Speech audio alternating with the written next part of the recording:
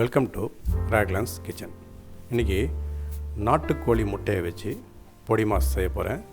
இதை எப்படி செய்யலான்ட்டு பார்க்கலாம் வாங்க.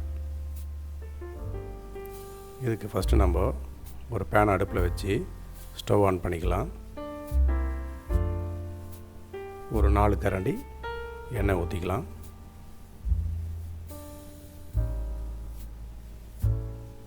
எண்ணெய் நல்லா ஹீட் ஆனதுமே ஒரு 20 பூண்டு பல் ரொம்ப நைஸாக சாப் பண்ணி வச்சுருக்கேன். இதை ஆட் பண்ணி இதை நம்ம லேசாக ஃப்ரை பண்ணிக்கலாம்.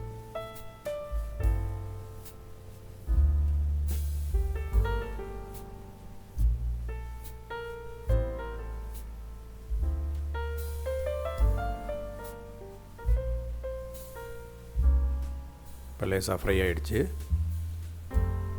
இந்த சமயத்தில் 2 பெரிய வெங்காயம் நைஸாக சாப் பண்ணதை ஆட் பண்ணி இதை நம்ம லேசாக வதக்கிப்போம்.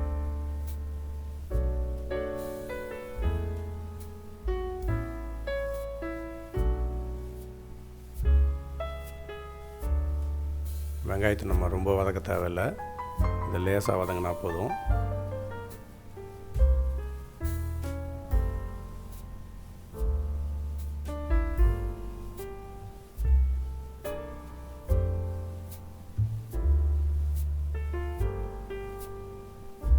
வதக்கியாச்சு. ஒரு பெரிய தக்காளி நல்லா நைஸாக சாப் பண்ணது, இதையும் நம்ம இதோட ஆட் பண்ணி இதோட சேர்த்து எல்லாத்தையும் நம்ம வதக்கிப்போம்.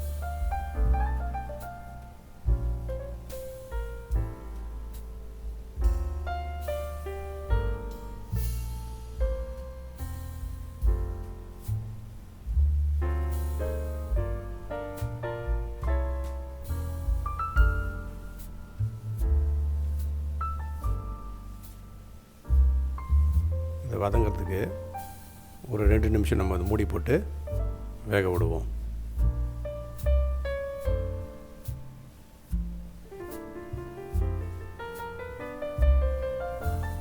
இப்போ நல்லா வதங்கிருக்குது. இந்த சமயத்தில் ஒரு 2 பெரிய பச்சை மிளகா, இதுவும் நல்லா நைஸாக சாப் பண்ணது, இதோடு ஆட் பண்ணி இதையும் நம்ம ஒன்றா சேர்த்து வதக்கிப்போம். இதோடு சேர்த்து 2 கொத்து கருவேப்பிலை, இதுவும் கட் பண்ணது ஆட் பண்ணி இதையும் அதோட சேர்த்து வதக்கிக்கலாம்.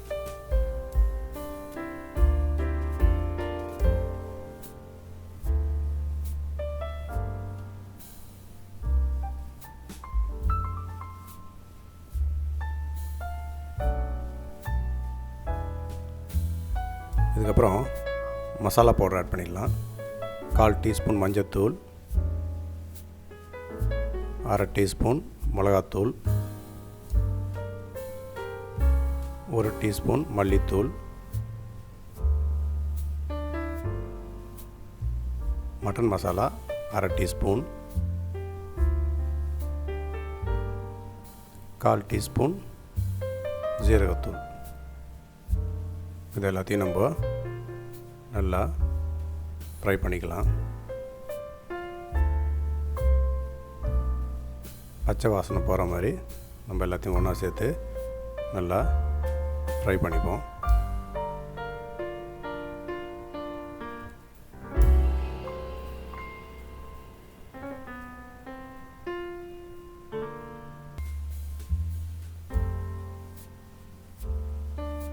இதுக்கப்புறம் நாட்டுக்கோழி முட்டை நான் 5 எடுத்துருக்கேன். இதில் நம்ம அப்படியே எல்லாத்தோட சேர்த்து ஆட் பண்ணிடுவோம்.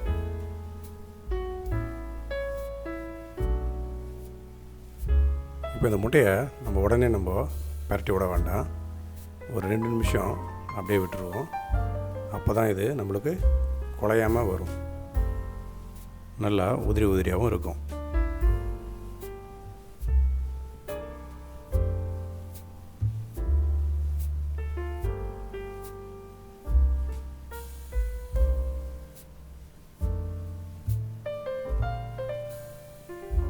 இப்போ இது 2 நிமிஷம் ஆகிடுச்சு. இதை நம்ம லேசாக பரட்டி விட்டுப்போம்.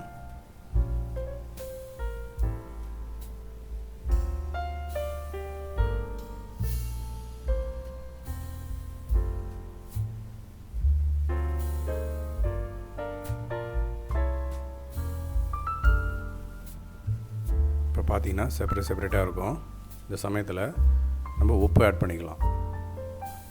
தேவையான அளவு உப்பு.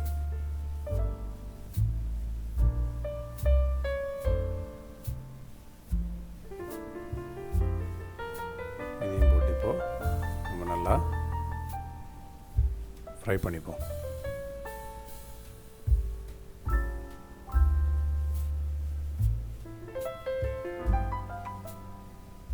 நல்லா லேசாக கொத்தி விடுவோம்.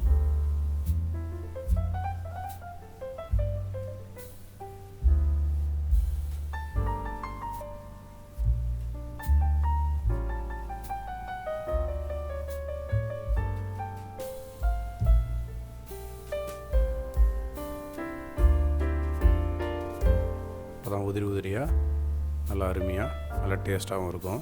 இந்த சமயத்தில் ஒரு 1/2 டேபிள் ஸ்பூன் மிளகுத்தூள் ஆட் பண்ணிக்கலாம். இதையும் இதோடு சேர்த்து நம்ம நல்லா மிக்ஸ் பண்ணிப்போம்.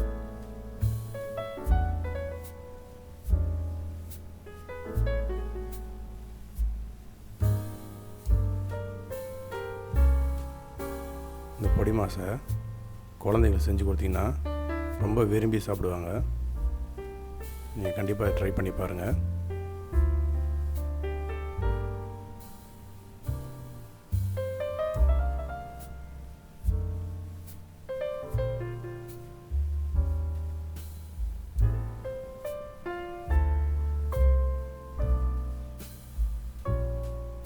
இப்போ எல்லாத்தையும் நல்லா மிக்ஸ் பண்ணி ஃப்ரை ஆகி வந்துடுச்சு. முட்டை பொடி மாஸ் ரெடி. நீங்களும் இந்த முட்டை பொடி மாஸ் ரெசிப்பியை வீட்டில் செஞ்சு பார்த்து உங்களுக்கு பிடிச்சிருந்துச்சின்னா என் சேனலுக்கு லைக் பண்ணுங்கள், சப்ஸ்கிரைப் பண்ணுங்கள், மறந்துடாமல் பெல் பட்டனை ப்ரெஸ் பண்ணுங்கள். இனி வரும் சமையலில் சந்திப்போம். ராக்லான்ஸ் கிச்சன். தேங்க்யூ.